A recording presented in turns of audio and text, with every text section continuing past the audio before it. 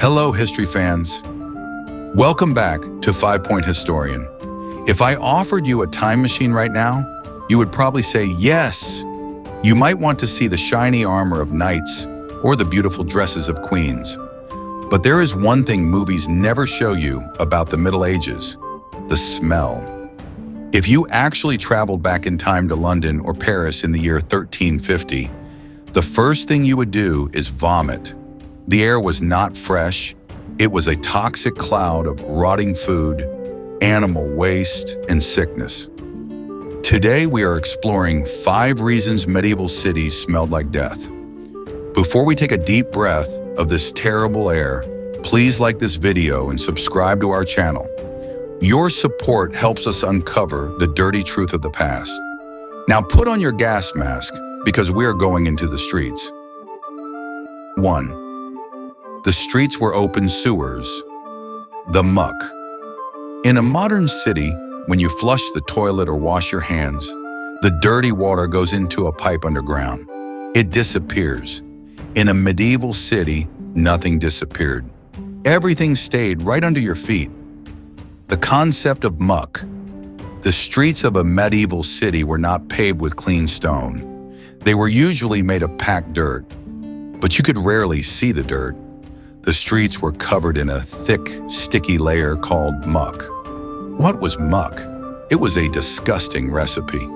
It was a mixture of mud, food scraps thrown from windows, animal dung, and human waste. Because the streets were narrow and the buildings were tall, the sun rarely hit the ground. This meant the muck never dried. It was always wet, slippery, and smelling of decay. The traffic problem. You have to remember that cars didn't exist. Transportation meant horses, donkeys, oxen, and pigs. In a busy city like London, there were thousands of animals walking the streets every day. Animals do not use toilets. They go wherever they want. So the street was basically a giant, open barn. If you wanted to cross the street to buy some bread, you had to walk through this mixture. It would stick to your shoes and your clothes. When it rained, the streets turned into a soup of filth. The real story: the invention of pattens. The smell and the dirt were so bad that they actually changed fashion. We have spoken about pattens before, but they are very important here. These were wooden platforms that people strapped under their normal shoes. They lifted the person about 4 or 5 inches off the ground. Why? Because if you walked in normal shoes, the muck would go over the top of your foot. Rich people would also carry small bouquets of flowers or bags of spices called nosegays, literally joy for the nose. They held these flowers right against their noses while walking, just so they wouldn't faint from the smell of the street. It was a world where breathing the air was a daily struggle. 2. The tanneries. Urine and dog poop. If you thought the general street smell was bad, there were specific areas of the city that were even worse. These were the industrial zones, and the king of bad smells was the tannery, the science of leather. Leather was the plastic of the Middle Ages. They used it for shoes, belts, saddles, armor, and bags. But leather is skin. If you leave skin alone, it rots. To turn animal skin into tough leather, you have to soak it in chemicals. This process is called tanning. But they didn't have modern chemicals. So what did they use to burn the hair off the skin and make it soft? They used ammonia. And the best source of ammonia in the Middle Ages was stale urine, old pee, and dog feces. The smell of industry. A tannery was basically a shop filled with large wooden vats, barrels. These vats were filled with gallons of human urine that had been sitting for weeks to make it stronger, mixed with dog poop and water. The tanners would throw the animal skins into this mixture and stomp on them with their bare feet for hours. The smell of concentrated ammonia mixed with rotting animal skin is described by historians as eye-watering. It burned the nose. It was so strong that most cities passed laws saying tanneries had to be built outside the city walls or near a river that flowed away from the town. The real story, the pure finders. This industry created a very strange job. The tanners needed a constant supply of dog feces, which they called pure. So, there were poor people called pure finders. Their job was to walk around the city streets with a bucket, picking up dog poop to sell to the tanners. Imagine walking past a tannery on a hot summer day. The fumes coming from the vats were visible. If you lived near the leather district, you lived inside a cloud of chemical stink every single day of your life. 3. The butchers and rotting entrails. Today, when we buy meat, it is clean, wrapped in plastic, and kept in a refrigerator. In the Middle Ages, the animal walked into the city on its own legs, and it was killed right there in the shop. The problem of offal. The butchers worked in the center of the city so people could buy fresh meat. They would kill the cow or the pig, cut off the meat, and sell it. But an animal has many parts that people don't eat. The intestines, the blood, the stomach contents, and the hooves. These are called offal. What did the butcher do with the offal? In an ideal world, they would bury it. But in a busy medieval city, they often just threw it into the gutter in front of the shop. The smell of old blood. Blood has a very specific metallic smell. Now imagine gallons of blood flowing through the street gutters, mixing with the muck we talked about earlier. Then add piles of intestines rotting in the sun. The smell was the smell of death. Flies and rats loved the butcher district. It was a buffet for them. The sound of buzzing flies was as loud as the people talking. The real story, the shambles of York. In the city of York in England, there is a famous street called the Shambles. Today it is a beautiful tourist attraction. It looks like Diagon Alley from Harry Potter. But the word shambles actually comes from a medieval word for meat shelves or slaughterhouse. In the Middle Ages, this street was the home of the butchers. The street was built very narrow so the sun wouldn't hit the meat and make it rot faster. But the smell was legendary. Historical records from York show that the king actually ordered the butchers to stop throwing animal heads and blood into the river because the water had become corrupted and was poisoning people downstream. The butchers were literally turning the city's water source into a river of blood. Are you holding your nose yet? It really makes you appreciate your local supermarket, doesn't it?